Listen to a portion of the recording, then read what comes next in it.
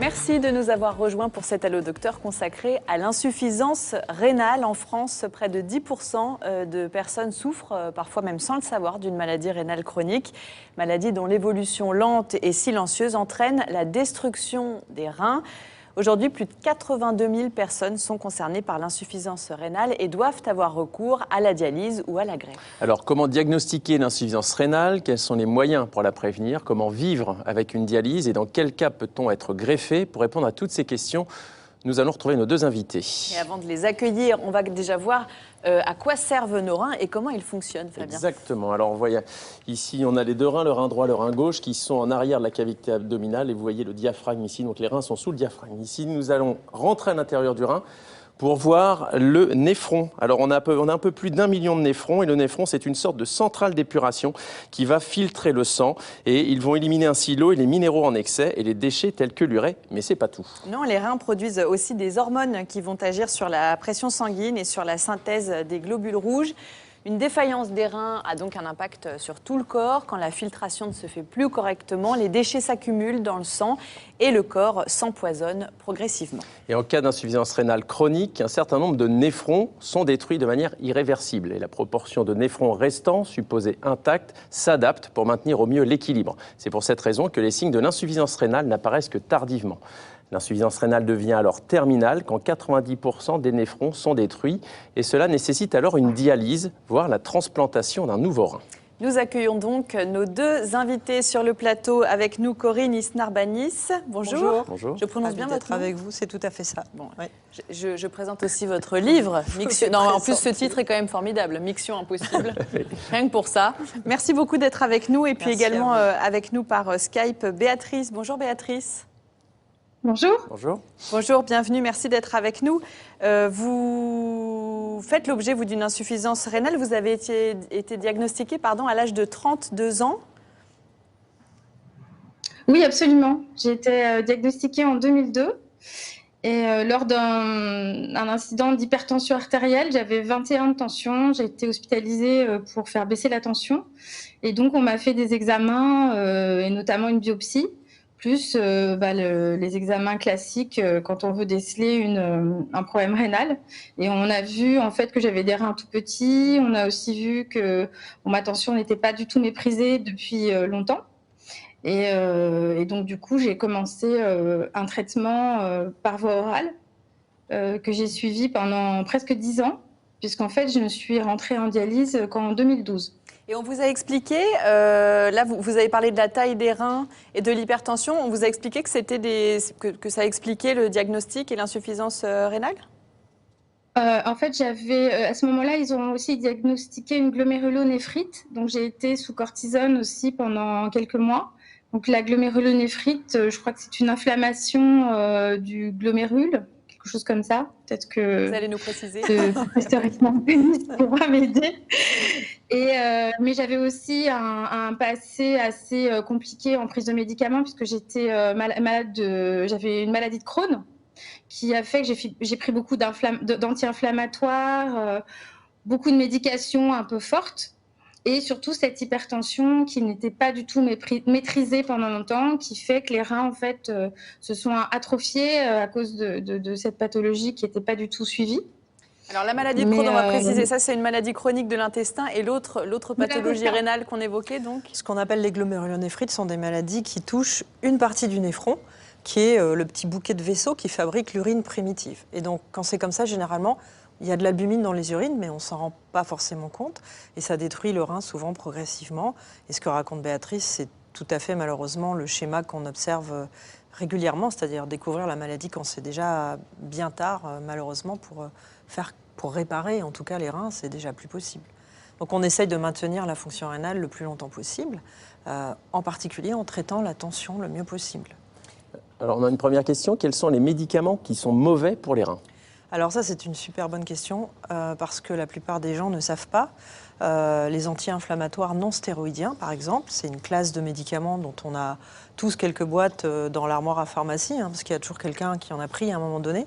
Mais si on en prend beaucoup régulièrement, et d'ailleurs, on en prenait beaucoup il y a quelques années pour des maladies inflammatoires, comme la maladie de Crohn dont a parlé Béatrice, qui est une maladie digestive dans laquelle on pouvait être amené à prendre des médicaments pour lutter contre l'inflammation. Alors, heureusement, aujourd'hui, que ce soit dans les maladies rhumatologiques inflammatoires ou d'autres situations, on a de nouveaux traitements qui permettent d'éviter un petit peu, surtout dans les maladies articulaires inflammatoires, où on voyait bien que les gens prenaient, parce qu'on n'avait pas tellement d'autres schémas thérapeutiques, beaucoup d'anti-inflammatoires pendant des années. Et ça abîmait beaucoup les reins. Alors aujourd'hui, ce qu'on peut dire juste, c'est que si on prend des anti-inflammatoires pendant quelques jours, ça va. Si on doit en prendre pendant plusieurs mois, c'est déjà plus embêtant. Et dans tous les cas, il faut en parler avec son médecin. Question suivante, comment repérer les maladies rénales? Quels sont les signes qui ne trompent pas? Alors, il y en a, j'aurais envie de dire, il n'y en a pas. C'est bien la difficulté. Et encore une fois, ce que raconte Béatrice, c'est tout à fait ce que vivent des tas de gens. C'est-à-dire que jusqu'à ce qu'on n'ait plus que 10% de fonction rénale, les reins s'adaptent. Les reins sont, comme vous l'avez très bien montré, constitués de petites unités indépendantes. Et tant qu'il y a 8 unités sur 10 qui sont détruites, il en reste 2 qui vont travailler plus que les autres. Mais du coup, pendant très longtemps, on a très peu de symptômes. Et après, quand on commence à avoir des symptômes, ce sont des symptômes qui vont faire peur à tout le monde, tellement c'est banal. C'est-à-dire on a de la fatigue, on a parfois une anémie qui peut donner de la fatigue, des palpitations. Et puis quand vraiment les reins ne fonctionnent plus du tout, ils n'arrivent plus à éliminer l'eau, le sel, les minéraux. Donc on peut garder de l'eau, avoir des œdèmes. Mais les œdèmes aussi, ça peut arriver pour plein d'autres raisons. Donc chaque fois qu'on a des œdèmes, évidemment, ce n'est pas une maladie rénale. Donc vous voyez que les symptômes sont à la fois tardifs et peu spécifique de la maladie des reins, en fait.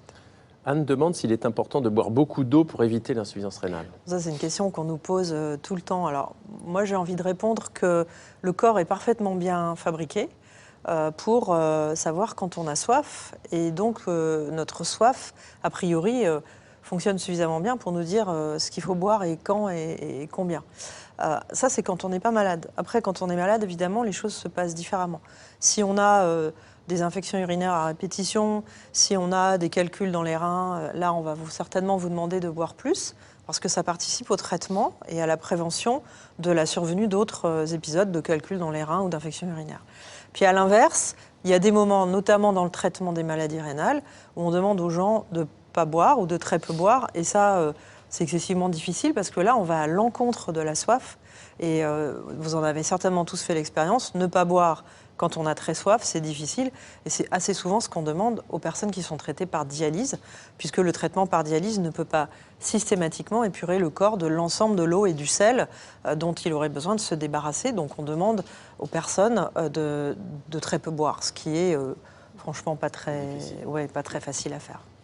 Une alimentation riche en fruits et légumes est-elle, oui ou non, bénéfique pour les insuffisants rénaux? Alors, avant de répondre à cette question, on a un sujet de reportage. Sur le sujet. Plusieurs études ont montré que l'alimentation peut faire reculer de plusieurs années la survenue de la dialyse. À Bordeaux, les patients ayant une insuffisance rénale peuvent être accompagnés par consultation diététique spécialisée. L'objectif, adapter son alimentation pour préserver au maximum les reins. Delphine Renaud et Alexandre Delaval ont rencontré Christiane qui bénéficie de cette prise en charge. Reportage. Alors, pour qu'ils soient bons, les champignons, il faut prendre les petits gris, hein. Pas les blancs, les blancs, c'est pas bon. Fine cuisinière et gourmande, Christiane a dû adapter son régime alimentaire depuis quelques semaines. Des analyses ont révélé qu'elle avait une insuffisance rénale. Les champignons, mon petit poisson, des haricots verts, avec une petite pomme de terre, hein, et après, un fruit. En général, le midi, je mange un fruit. Avant, je ne mangeais pas si équilibré que maintenant. Maintenant, je fais plus attention. Parce que j'ai peur, je ne veux pas entendre parler de dialyse. C'est la dialyse qui me fait peur. Christiane mange moins de viande et plus de légumes. Mais pour éviter que son insuffisance rénale ne s'aggrave, elle doit voir un diététicien. Bonjour, installez-vous. Tout commence avec l'analyse de son bilan urinaire qui révèle entre autres sa consommation de protéines.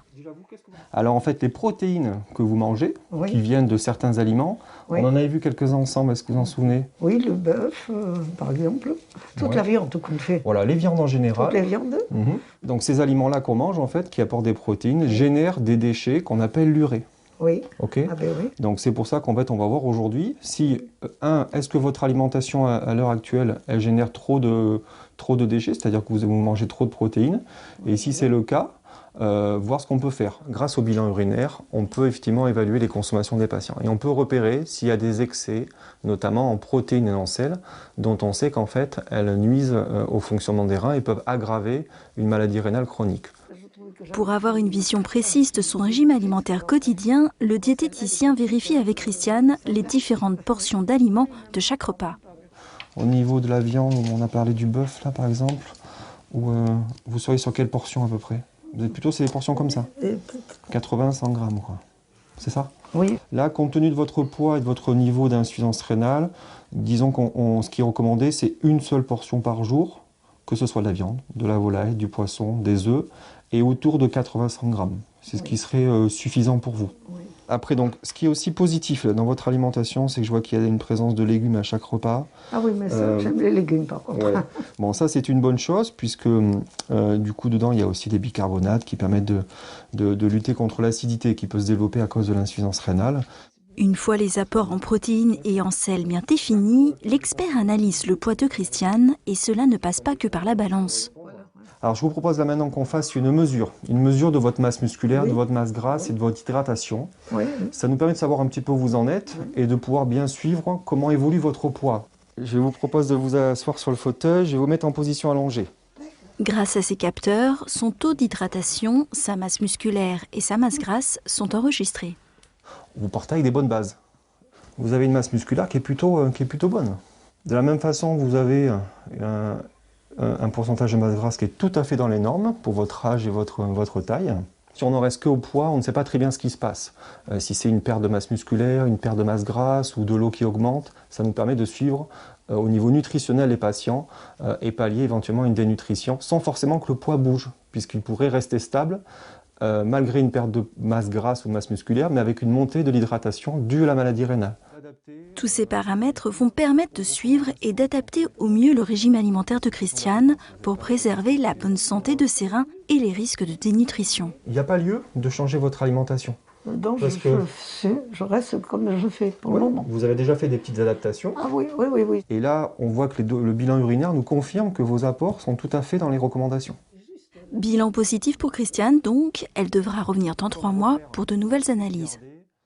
On a vu Christiane cuisiner des champignons et Maggie nous demande si les champignons sont défendus en cas d'insuffisance rénale et quels sont les aliments dangereux. Alors le principe, c'est qu'il n'y a pas grand-chose de défendu, d'interdit. L'idée, c'est d'arriver à rééquilibrer l'alimentation en tenant compte de ce que les reins sont capables d'éliminer.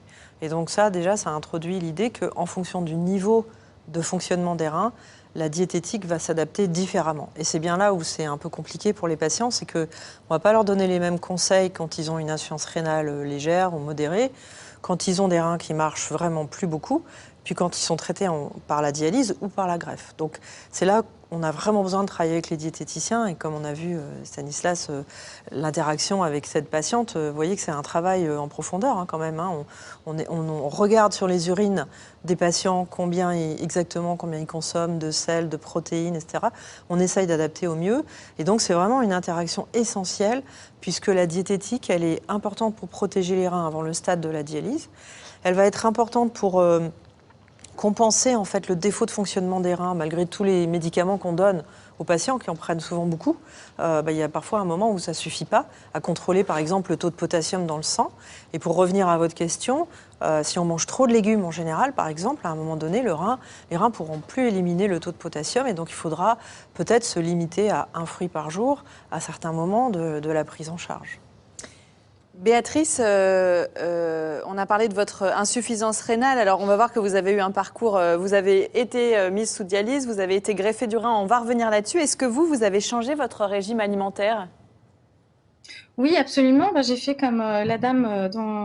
J'ai donc réduit les protéines. Et essayer d'équilibrer mon alimentation. Moi, déjà, à la base, je suis assez gourmande, donc c'est vrai que tout ce qui est sucré, sel, j'adore ça. Donc, j'ai éliminé un peu le sel aussi, parce que c'est pas bon du tout pour quand on a une insuffisance rénale. Et donc, du coup, oui, j'ai fait beaucoup d'efforts. C'est-à-dire que pendant une dizaine d'années, j'ai non seulement suivi une alimentation un peu spécifique, mais surtout, j'ai fait du sport. Ça, je pense que c'est important de le dire, que l'activité physique, évidemment adaptée à chacun. Hein, je suis pas moi une sportive de haut niveau, mais je faisais de la danse. J'ai fait de la danse pendant très très longtemps et ça m'a beaucoup aidée. Et je pense que ça, vraiment l'alimentation, le travail aussi. J'ai toujours continué à travailler. Je pense qu'une vie équilibrée, ça permet quand même de pouvoir, quand on a une maladie chronique, déjà avoir un équilibre mental. Mais suivre un régime alimentaire, faire du sport, c'est, je pense, des choses qu'on peut conseiller aux gens qui ne sont pas encore en dialyse.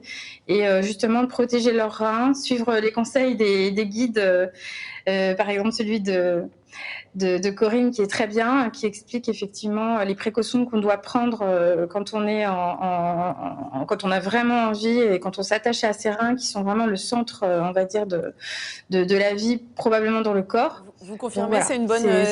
C'est une bonne porte-parole ou pas? Génial. Merci Béatrice. Non, mais je pense que c'est essentiel que ce soit des patients qui expliquent aux gens comment ça se passe, parce que nous, on peut le dire aussi, mais chacun son avis sur les choses. C'est du témoignage, bien sûr, oui. Alors, les urologues disent qu'en cas d'insuffisance rénale, il faut diminuer les protéines. Et donc, a-t-on intérêt à favoriser les protéines végétales? Alors, oui, sans doute. Il y a même certains centres qui proposent d'essayer d'aller très loin dans la substitution. Mais enfin, pour la majorité des gens, l'idée, c'est de rééquilibrer l'alimentation, de consommer plutôt des protéines végétales qui sont meilleures pour tout le monde que si on est uniquement sur des protéines animales. Mais c'est surtout la quantité globale qui va avoir un intérêt, parce que quand on mange trop de protéines, en fait, c'est comme si on mettait l'accélérateur sur les petits néphrons, et donc on les fait travailler davantage, et ça, au fil du temps, ça les abîme plus vite, on va dire. Donc en fait, le fait de manger suffisamment de protéines pour ne pas être dénutri, parce que évidemment, nous, on est dans ce souci, et on l'a bien vu dans le reportage, le fait qu'on mesure la masse maigre et la masse grasse de la patiente, ça permet d'être certain qu'elle n'est pas trop limitée aussi en protéines, ce qui lui ferait perdre du muscle, et on n'a pas du tout intérêt non plus à ce que nos patients soient dénutris. Donc le travail des diététiciens, encore une fois, il est fondamental sur ces questions-là, parce qu'il faut arriver à bien se nourrir, trouver un équilibre, protéger les reins, mais rester bien nourri. Donc c'est compliqué. Quand un traitement par dialyse devient-il indispensable ? Alors, il y a plusieurs critères qui vont nous amener à décider avec le patient que peut-être le moment est venu pour commencer.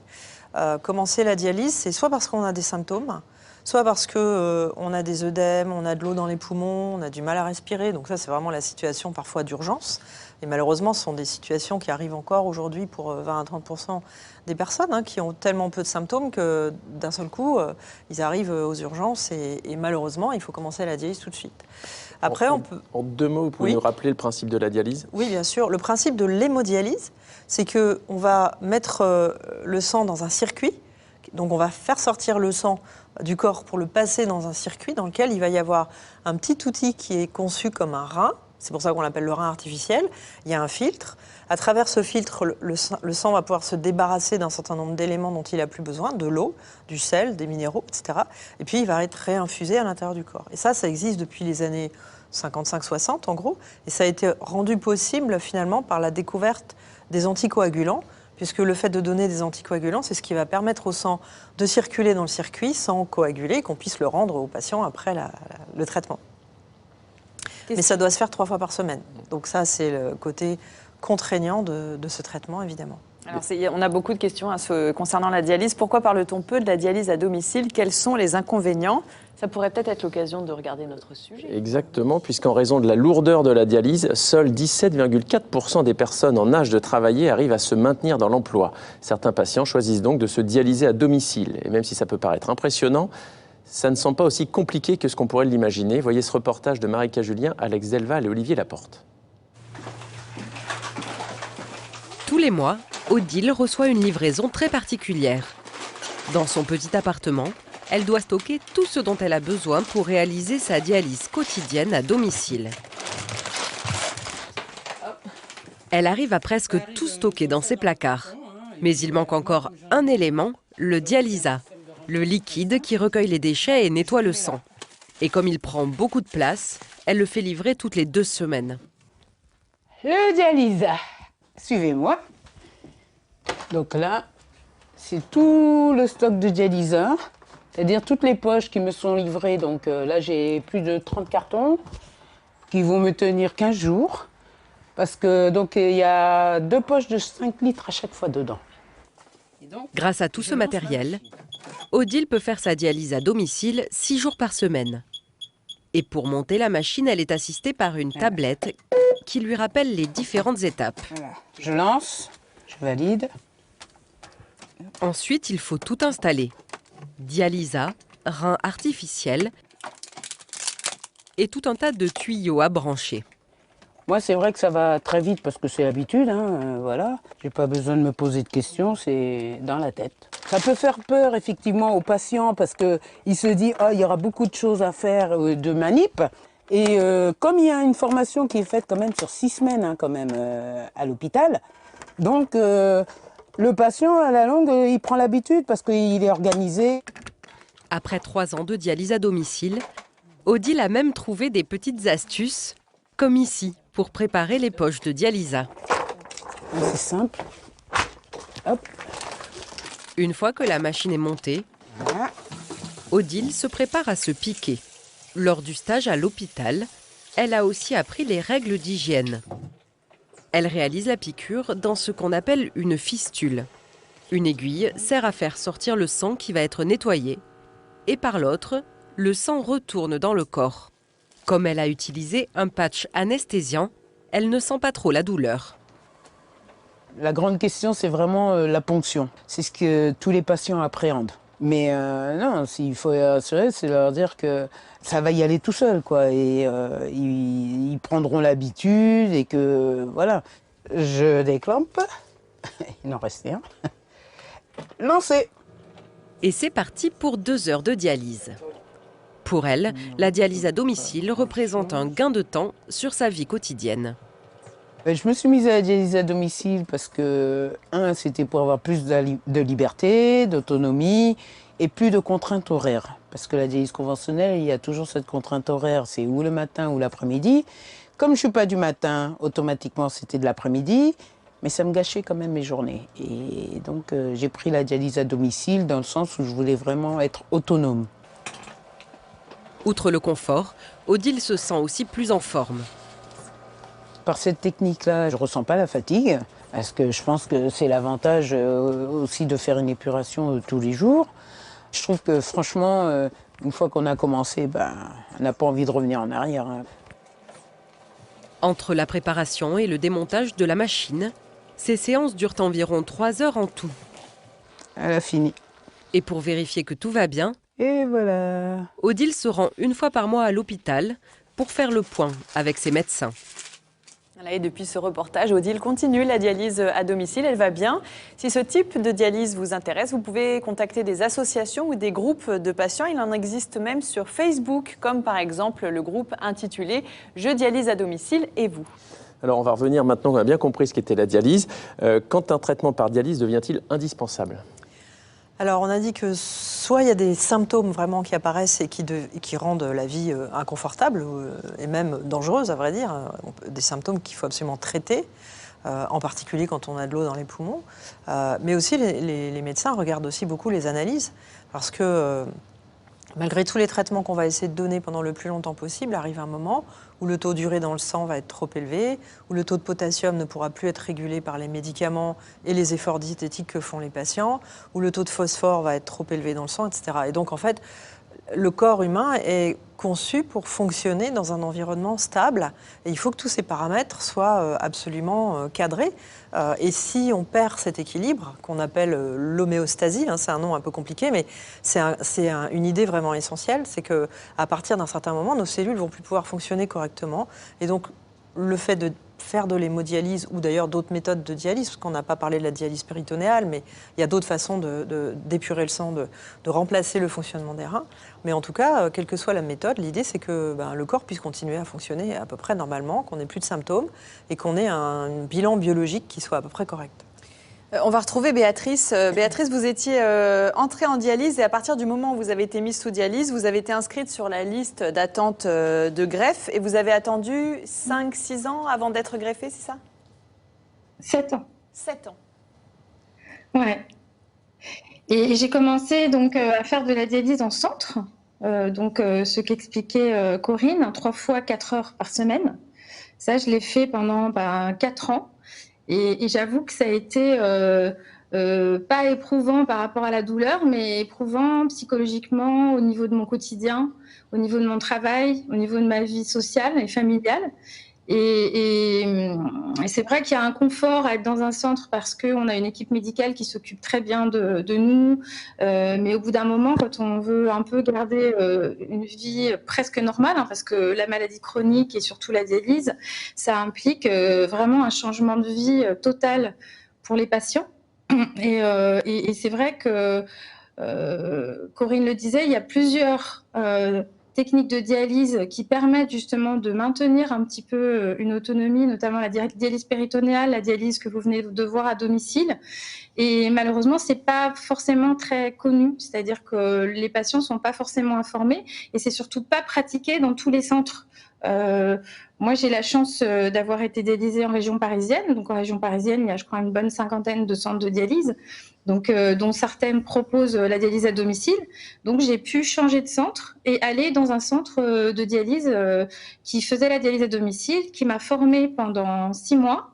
Et ensuite, j'ai pu aller me dialyser à la maison, comme le fait Odile. C'est pas la même machine, mais ça m'a permis, en tout cas, de récupérer déjà une vie un peu plus sereine. Ça, on va dire que ça a quand même changé ma vie en termes de soins. J'ai vraiment beaucoup plus aimé. Ça me concerne moi, mais je pense qu'il y a beaucoup de patients, comme vous le disiez au début, il n'y a que 17% de patients qui travaillent.